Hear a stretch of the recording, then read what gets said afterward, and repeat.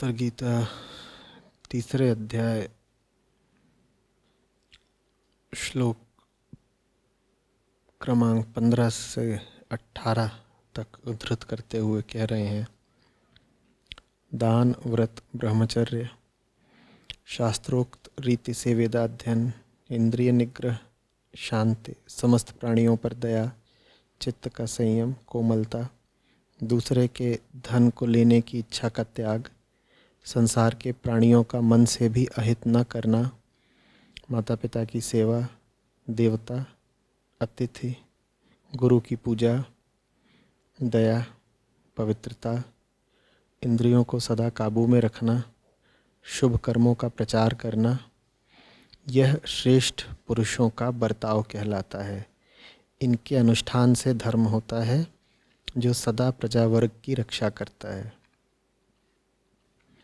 तो पूछते हैं कि प्रणाम आचार्य जी, दान, व्रत, दूसरों के धन को लेने की इच्छा का त्याग का तात्पर्य क्या है? मुक्ति पाने के मार्ग में आचरण क्या महत्व रखता है?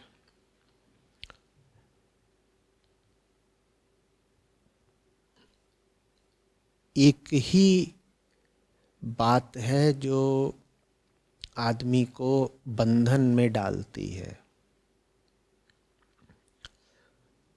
और वो है उसके चुनाव। जिस चीज को सूक्ष्म रूप से चुनाव कहा जाता है, सूक्ष्म अर्थात मानसिक तल पर चुनाव कहा जाता है, उसी चीज को स्थूल तल पर माने शारीरिक तल पर कर्म कहा जाता है। चयन ही कर्म है, हर कर्म चयनित है। इतना तो सुना होगा ना कि विचार ही कर्म बनते हैं, और सब विचार अगर आप गौर करेंगे तो किसी न किसी तरीके से चयन की प्रक्रिया होते हैं।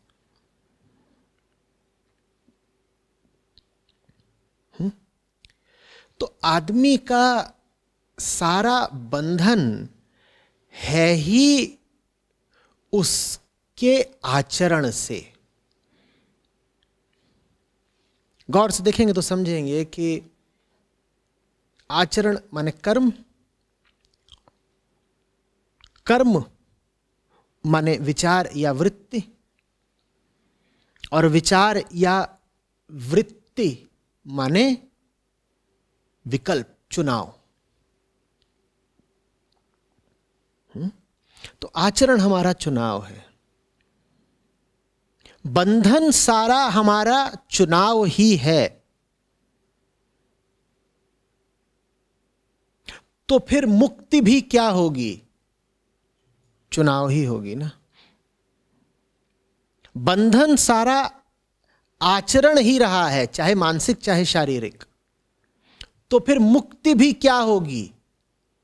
आचरण ही होगा ना, चाहे मानसिक चाहे शारीरिक। और मुक्ति कुछ है ही नहीं, कोई बहुत खुफिया गुप्त गोपनीय बात नहीं है।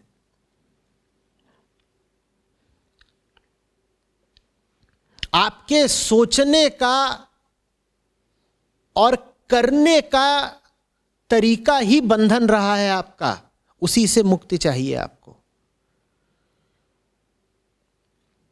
हम भीतर से जो हैं वो और अभिव्यक्त ही कहां होता है? या तो विचारों में या कर्मों में। इन दो के अलावा तीसरी कोई जगह नहीं है जहां वो अभिव्यक्त हो सकता हो। और जब मैं विचार कह रहा हूं तो मैं विचारों को एक व्यापक, एक ब्रॉड तरीके से ले रहा हूं। विचारों में मैं सपनों को भी शामिल किए। हमारे भीतर जो अहम ग्रंथि बैठी है वो अपने आप को इन्हीं दो जगहों पर अभिव्यक्त करती है, विचारों में और कर्मों में। विचार भी एक प्रकार का कर्म है, सूक्ष्म कर्म, और कर्म भी एक प्रकार का विचार है, स्थूल विचार। बात समझ रहे?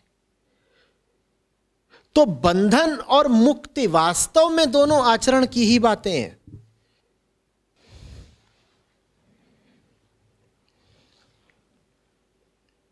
बस ये मत समझ लीजिएगा कि मुक्ति का अर्थ होता है बंधन के आचरण से विपरीत आचरण करना। बंधन के आचरण से विपरीत आचरण एक दूसरे तरह का बंधन हो जाएगा।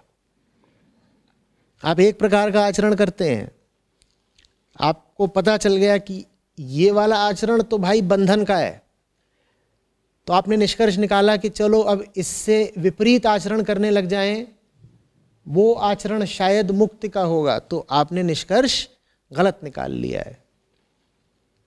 मुक्ति का आचरण बंधन के आचरण से कोई रिश्ता नहीं रखता। जब वो कोई रिश्ता नहीं रखता तो वो विपरीत भी नहीं हो सकता ना। वैपरीत्य तो बहुत सीधा और बड़ा ताकतवर रिश्ता होता है। विपरीत तो ऐसा रिश्ता होता है जैसे साइकिल के दो पेडल, वो किन दिशाओं में चल रहे होते हैं हमेशा? एक दूसरे के, पर दोनों मिलके क्या कर रहे होते हैं? साइकिल चला रहे होते हैं, पहिया घुमा रहे होते हैं, चक्र चल ही रहा होता है। दोनों बिल्कुल जुड़े हुए हैं एक दूसरे से, दिखने में अलग अलग लग रहे हैं, काम मिलके एक साथ कर रहे हैं। तो मुक्ति इसमें नहीं है कि बंधन के समय में जैसा आचरण या बातचीत या विचार या व्यवहार कर रहे थे उसके बिल्कुल उलट बातचीत या व्यवहार शुरू कर दिया। मुक्ति का मतलब है छोड़ ही दिया। छोड़ के क्या करने लगे, ये कोई पूछने की बात नहीं। हां, जो अब हो रहा है, जो मुक्ति में होगा, उसका बंधन में जो कुछ होता था उससे कोई संबंध नहीं होगा, कोई लेना देना नहीं। न तो वो बंधन के आचरण के तुल्य होगा, समतुल्य, न वो बंधन के आचरण के विपरीत होगा, बिल्कुल ही भिन्न होगा, किसी और आयाम का होगा। बात समझ में आ रही है? तो कोई ये ना सोचे कि अध्यात्म में जो मुक्ति मिलती है वो इतनी आंतरिक बात होती है कि उसका आचरण से ताल्लुक क्या है। बहुत बड़ा ताल्लुक है। यही समझाते समझाते मैं थका जा रहा हूं कि भाई तुम आजाद हो या नहीं, तुम्हें कोई आंतरिक मुक्ति मिली है या नहीं, इसका फैसला तो सिर्फ एक चीज से हो सकता है ना, कैसी जिंदगी जी रहे हो तुम। बात समझ में आ रही है? तो अध्यात्म निश्चित रूप से बड़ी हार्दिक, बड़ी अंदरूनी घटना है, लेकिन प्रकट तो वो एक विस्फोट के साथ होती है, छुपाई नहीं छुपती। आप कैसे हो वो और पता कैसे चलेगा? आपके कर्मों को देख लिया जाए, आपके ख्यालों को देख लिया जाए, पूरा कच्चा चिट्ठा खुल जाना है, कुंडली ही साफ हो जानी है। किसी आदमी को जानने के लिए और क्या जानना चाहते हो? उसके कर्म देख लो, जो प्रकट कर्म है वो भी देख लो और जो अप्रकट कर्म है वो भी देख लो। अप्रकट कर्म माने विचार।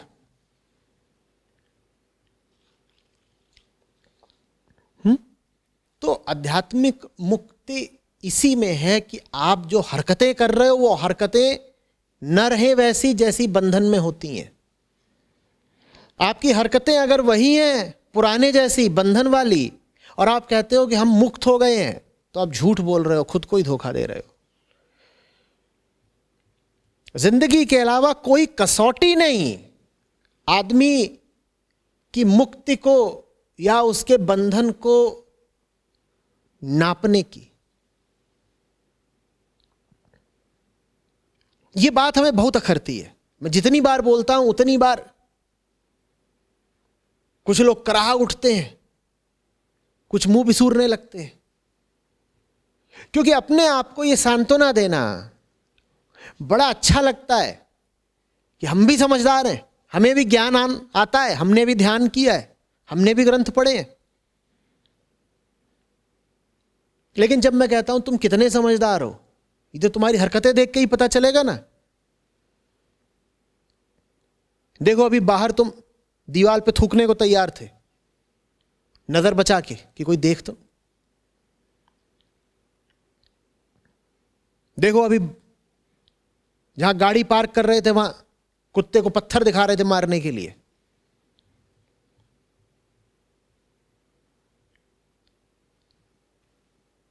देखो अभी पेट्रोल भरा रहे थे गाड़ी में यहां पहुंचने से 20 मिनट पहले,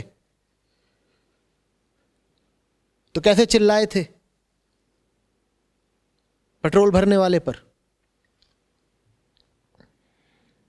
देखो पेट्रोल भरने से ठीक पहले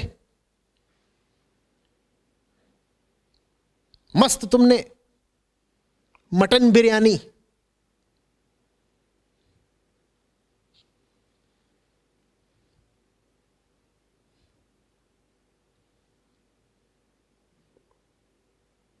और तुम बता रहे हो कि तुम मुक्त हो। हरकतें देखो।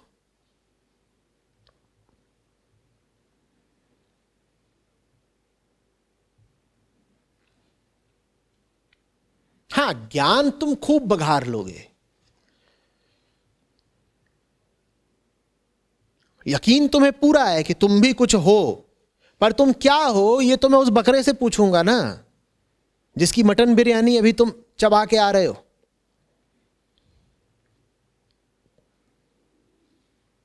मैं उस बकरे को जानता हूं, मेरा उससे बहुत करीबी नाता है। तो तुम क्या हो, तुम्हारी औकात क्या है, ये मैं उस मुर्गे और बकरे से पूछूंगा जिसको तुम चबाते हो।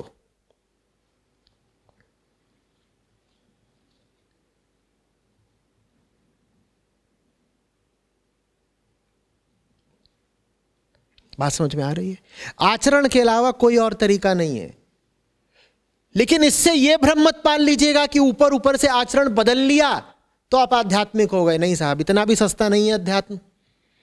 अब जो दो बातें मैं बोल रहा हूं उनको एक साथ रखना बहुत जरूरी है। पहली बात, आप कितने आध्यात्मिक हैं, आपका जीवन कितना सच्चा है, यह सिर्फ और सिर्फ जाना जा सकता है आपके आचरण से। और दूसरी बात मैं ये भी कह रहा हूं कि आचरण की लीपापोती कर लेने से, एक विशिष्ट तरह के आचरण का मुखौटा पहन लेने से आप आध्यात्मिक नहीं हो जाते। वो मुखौटा झूठा आचरण है, और अगर आपने वैसा मुखौटा पहन लिया तो यही पता चलता है कि आपका अध्यात्म बड़ा झूठा है। मैंने कहा आचरण ही बताता है ना आपके अध्यात्म की गहराई, तो झूठा आचरण बताता है कि आपका अध्यात्म झूठा है। बात खत्म। कृत्रिम आचरण बताता है कि आपका अध्यात्म कृत्रिम है। बात में खत्म।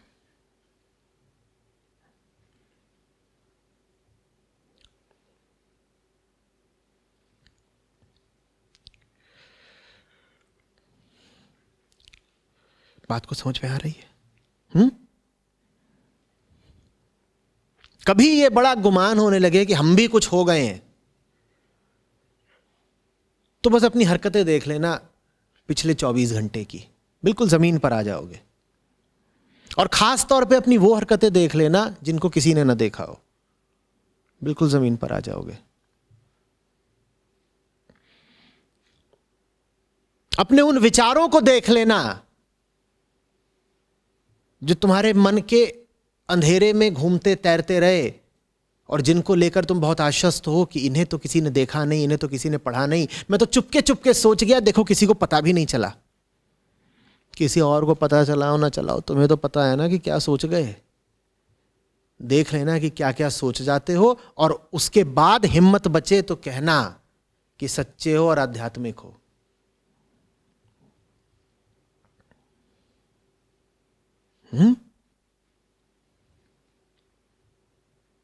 आ रही बात समझ में?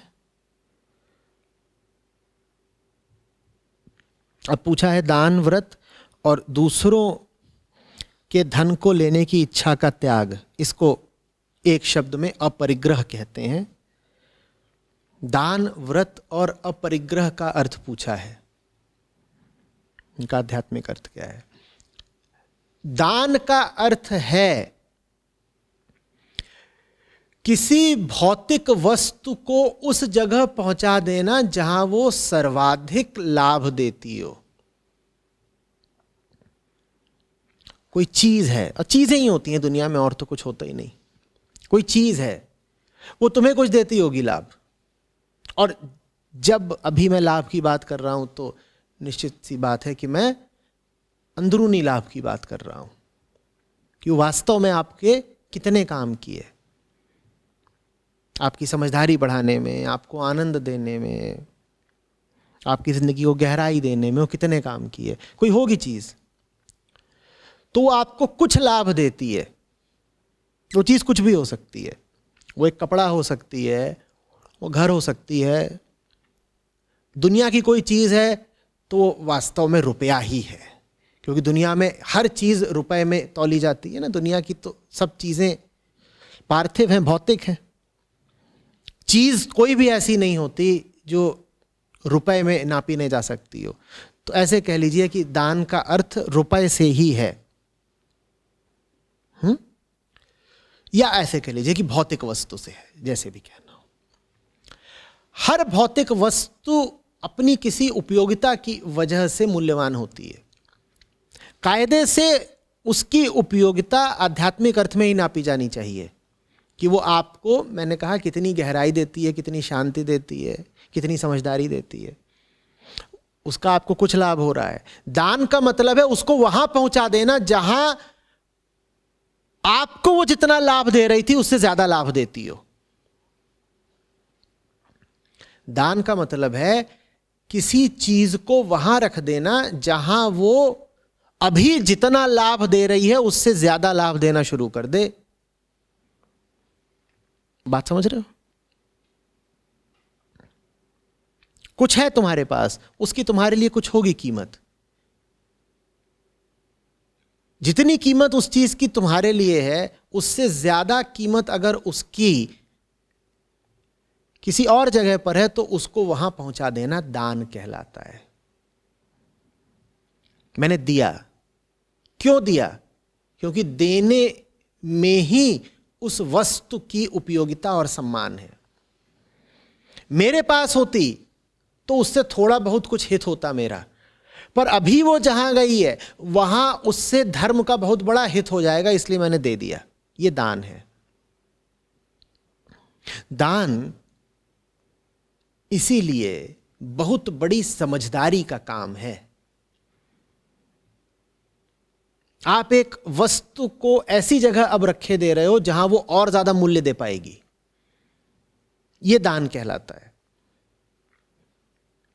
लेकिन उसमें बाधा क्या है? बात तो सुनने में बड़ी सीधी साधी, बड़ी व्यवहारिक, बड़ी अच्छी लग रही है। उसमें बाधा है मोह, भ्रम। आप जान भी जाएं कि कोई चीज आपके पास है जो बहुत मूल्य की नहीं, लेकिन उससे मोह तो हो सकता है। उसको लेकर ये आशा, ये भ्रम तो बंधा ही रह सकता है ना कि अभी मेरे काम की नहीं है, क्या पता कल मेरे काम आ जाए, काहे को दे दूं किसी को। भाई आज मेरे काम की नहीं है, कल काम आ गई तो।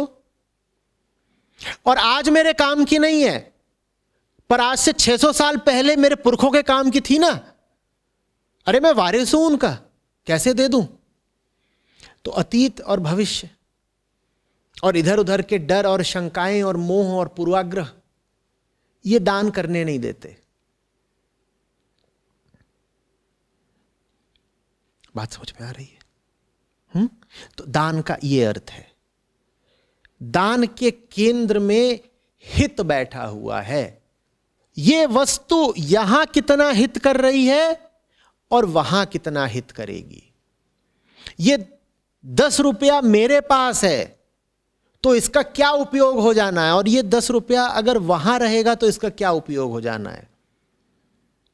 वास्तव में आपको जितना ज्यादा पता हो कि आप अपव्यय करते हैं, आपके लिए उतना जरूरी है दान करना, क्योंकि आपको खुद ही पता है। आप जानते हैं कि 10,000 रुपया अगर आपके पास है तो ये बर्बादी में ही धुआं होने वाला है। आप जानते हैं कि आपका रुपए पैसे के व्यय पर कोई नियंत्रण तो है नहीं। आप जानते हैं कि आपके रुपए पैसे से या तो गहने जेवर आ जाने हैं, या बच्चों का वीडियो गेम आ जाना है, या इधर उधर के गुलछर्रे हो जाने हैं, या कुछ और मूर्खतापूर्ण व्यय हो जाना है। तो आपके लिए और ज़रूरी हो जाता है कि आप कहें कि इससे पहले कि मैं ये पैसा बर्बाद कर दूं, भला है कि मैं इसको दान कर दूं। मेरे पास रहेगा तो मेरी ही बर्बादी का कारण बनेगा ये पैसा, क्योंकि इस पैसे का कोई सदुपयोग तो मैं जानता नहीं। आज तक जो पैसा मेरे पास आया मैंने उसको अपनी बर्बादी की खातिर ही इस्तेमाल करा है। ये भी अगर मेरे पास बचेगा तो मुझे बर्बाद ही करेगा, ये मुझे बर्बाद कर डाले, इससे पहले मैं इसको दिए देता हूं। तो दान इस तरह से निस्वार्थ काम नहीं है, वो महास्वार्थ है। आप अपने आप को बचाने के लिए दान करते हो। आप कहते हो कि ये दान की जाने वाली चीज मेरे लिए तो अच्छी है ही नहीं, इसका हित मेरे लिए सीमित है, और उससे भी ज्यादा खतरनाक बात यह है कि शायद इसका मेरे लिए कोई हित ही नहीं है, और उससे भी ज्यादा खतरनाक बात यह है कि शायद ये मेरे लिए सक्रिय रूप से घातक चीज है जिसको मैं मोहवश पकड़े बैठा हूं। मुझे तो तत्काल ये दे देनी चाहिए किसी ऐसे को जिसका ये अहित न कर पाए, हित ही करती हो। ये दान है। बात समझ में आ रही है? अब ये भी आप समझ रहे होंगे कि दान में और समर्पण में बहुत करीब रिश्ता है।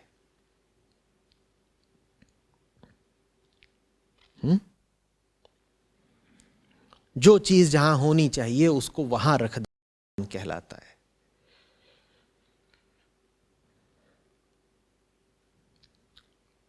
इससे आप ये भी देखते होंगे कि दानी को अति विनम्र होना चाहिए, क्योंकि वो छोड़ ही क्या रहा है। कुछ ऐसा जो उसके पास होता तो या तो किसी काम का नहीं होता या घातक होता। इसीलिए कहानियां हैं कि दानवीर जो हुए हैं वो अक्सर जिसको दान देते थे उसके सामने हाथ जोड़कर सर झुकाते थे कि एहसान आपका जो आपने मेरा दान स्वीकार किया। आप मेरा दान स्वीकार नहीं करते तो ये चीज मेरे ही सर चढ़ी रहती। आप सामने आए, मेरा बोझ कुछ हल्का हुआ, एहसान है आपका, ले जाइए आप इसको। ये चीज मेरे पास रहेगी तो मुझे मार डालेगी, मुझे बर्बाद करेगी, आप ले जाइए। आप इस वस्तु का सदुपयोग जानते हैं, मैं नहीं जानता। इस चीज को आपके पास होना चाहिए, मेरे पास नहीं होना चाहिए। यह दान कहलाता है।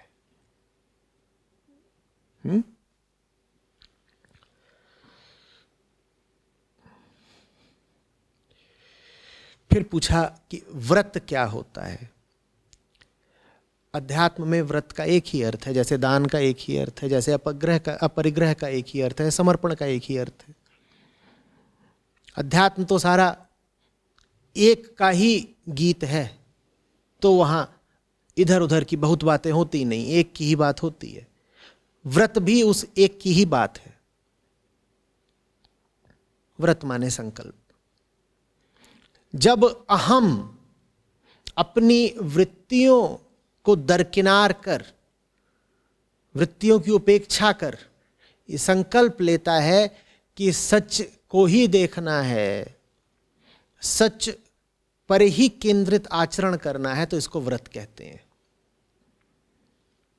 सच को तो वो जानता नहीं क्योंकि सच ज्ञान की वस्तु नहीं, लेकिन अहंकार अपनी वृत्तियों को तो बखूबी जानता है ना।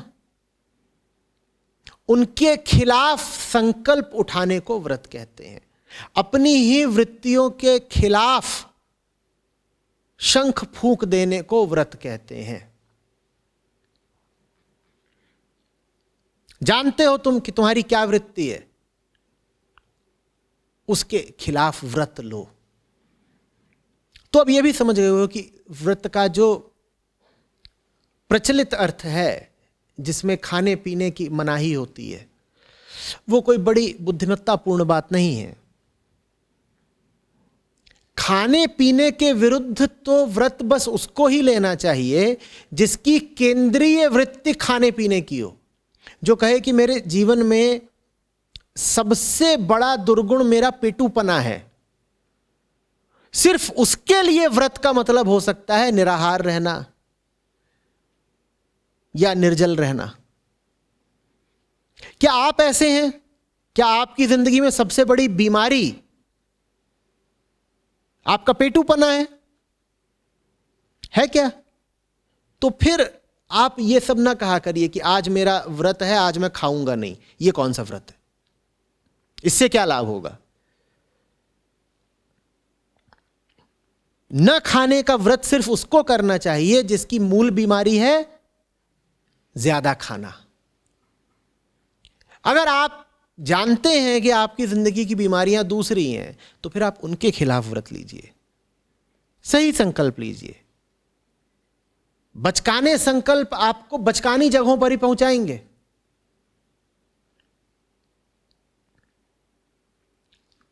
देखिए कि आपके जीवन में, आपकी दिनचर्या में ऐसा क्या है जो सबसे ज्यादा गुलामी की बात है आपके लिए, जो सबसे ज्यादा लज्जा की और नर्क की बात है आपके लिए।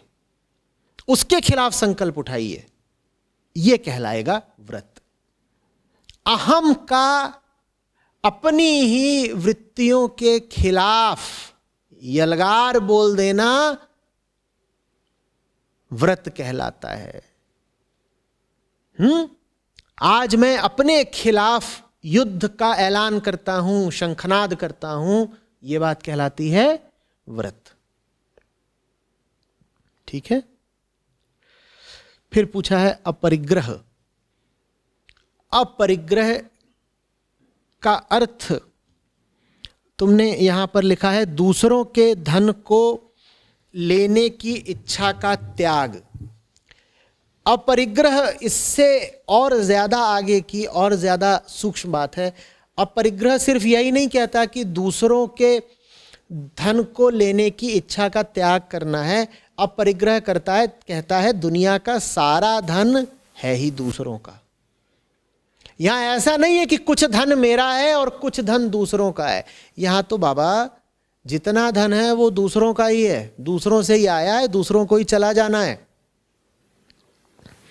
होंगे आप बहुत बड़े करोड़पति अरबपति, आपका सारा धन जाना किसको है? कुछ साल इंतजार करिए, बहुत सारा तो जाना है अस्पतालों को, और बाकी जाना है आपके पूतों को, कपूतों को, बिरादरों को। आपके साथ आपका धन जाना है क्या? जो चीज आपके साथ रह ही नहीं सकती, नियम है कि आपके साथ रह ही नहीं सकती, वो चीज आपकी है क्या? बोलिए। जिस चीज के बारे में नियम है कि सदा से आपके पास थी नहीं, कहीं से आई, और नियम है कि कुछ ही सालों के भीतर आपको छोड़ के कहीं और चली जाएगी, वो चीज आपकी है क्या? तो अपरिग्रही जानता है कि धन किसी का होता ही नहीं, तो इसीलिए वो किसी भी तरह के धन से दावेदारी रखता नहीं।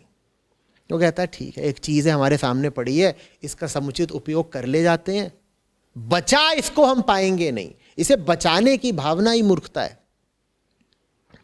ये है तो इसका सही इस्तेमाल कर लो, और उसका सही इस्तेमाल सिर्फ एक है अध्यात्म में, मुक्ति। पैसा अभी है, उसका अपनी मुक्ति के लिए इस्तेमाल कर लो या दूसरों की मुक्ति के लिए। मेरा नहीं है ये अपरिग्रह है। चीज अपनी है ही नहीं, उससे क्या हम मोह जोड़े। अपरिग्रही के साथ जो अगली चीज होती है वो होती है धन्यता। चूंकि वो सांसारिक धन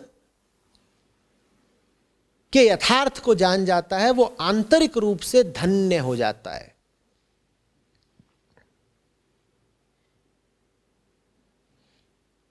सच को, परमात्मा को संतों ने कई दफे धनी साहब भी कहा है। कबीर साचा सूरमा लड़े धनी के हेत, पुरजा पुरजा कट मरे तबहु न छाड़े खेत। लड़े धनी के हेत, मतलब वो है असली धन, वो है असली धन, मुक्ति।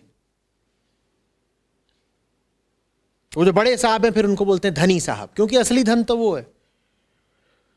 दुनिया का धन जो मेरा है ही नहीं, उसको मैं पकड़े रहूं और इस चक्कर में उस धन से हाथ धो बैठूं जो पाने लायक है, जो मेरा हो सकता है, बड़ी मूर्खता होगी ना। तो साचा सूरमा वो है जो उस धनी की खातिर लड़ता है, जो उसको पाने के लिए संघर्षरत रहता है, जो चीज असली है। बेवकूफ़ी की चीज़ों में, नकली चीज़ों में, उधार की चीज़ों में, चोरी की चीज़ों में जो अपना वक्त नहीं गुजारता।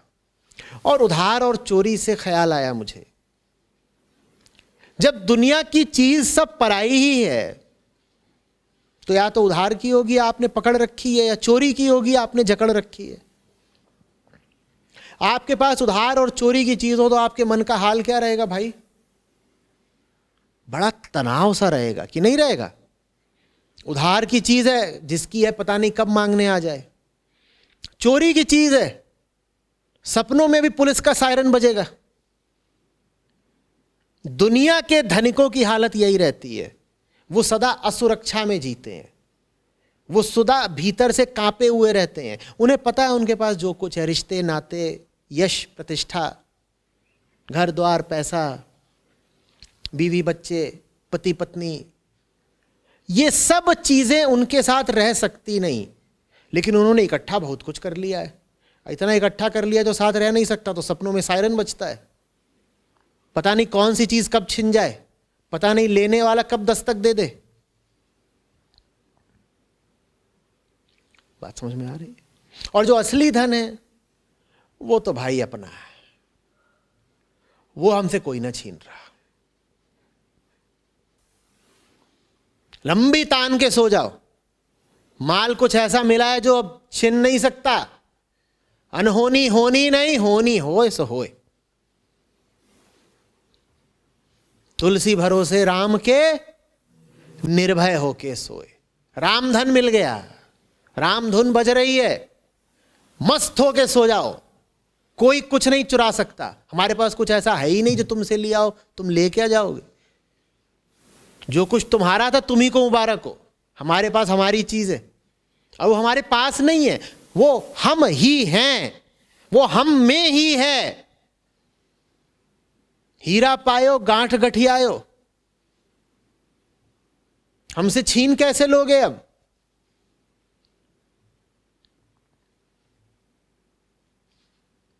जिसके पास कुछ ऐसा है जो कोई छीन नहीं सकता, उसकी आजादी का तुम्हें बताएं क्या, उसकी मौज का बयान क्या करें?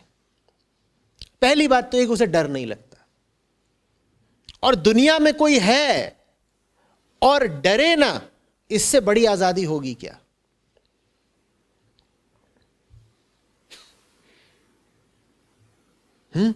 और उससे ज्यादा मलाल की हालत किसी की नहीं होती, जो 50 चीजें समेटे हुए है, जो उसकी है नहीं।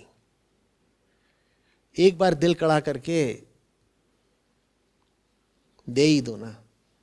और ये दे देने से गरीब नहीं हो जाओगे, ये दे देने से असली समृद्धि का रास्ता खुल जाएगा।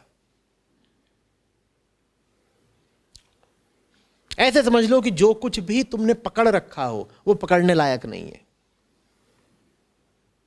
क्योंकि असली होता तो उसे पकड़ने जकड़ने की जरूरत नहीं पड़ती। जिस भी चीज के पीछे भागकर हासिल करना पड़े, अरे हटाओ।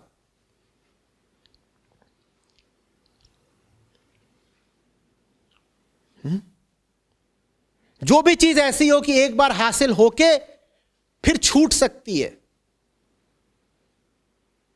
इस बात को किसी भी चीज की हैसियत नापने का पैमाना बना लेना। जो कुछ भी ऐसा हो जो शुरू होके खत्म हो सकता हो, जो कुछ भी ऐसा हो जो मिल के छूट सकता हो, उसको जान लेना कि इसका मिलना जहर बराबर है। कुछ लगता हो कि बहुत बहुत ऊंचा और मूल्यवान मिल रहा है, धन की प्राप्ति हो रही है जीवन में, तो यही पूछ लेना, ये जो हो रहा है क्या अमर है, अनंत है, सदा के लिए? उत्तर आए नहीं साहब। टूट तो ये रिश्ता कभी भी सकता है, छिन तो ये चीज कभी भी सकती है। वो चीज तुमसे छिने इससे पहले तुम ही पीछे हो जाना। तुम कहना इसमें समय लगाना, ऊर्जा लगाना बर्बादी है। हम ऐसे चक्करों में फंसते ही नहीं जहां धोखे की गुंजाइश हो।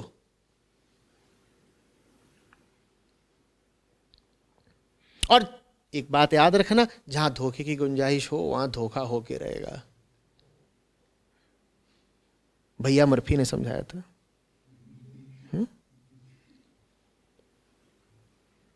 जहां धोखे की गुंजाइश हो वहां धोखा ना हो, ऐसा हो नहीं सकता। समय की बात है, आज होगा नहीं तो कल होगा, नहीं तो परसों तरसों होगा। होगा तो होगा। अपनी भलाई चाहते हो तो फंसो ही मत इन सब चक्करों में। फंस जाओ और फिर चाहो कि धोखा भी ना हो तो वैसे ही है कि बकरे की अम्मा कब तक खैर मनाएगी, बकरा तो कटेगा, अम्मा लाख खैर मनाए।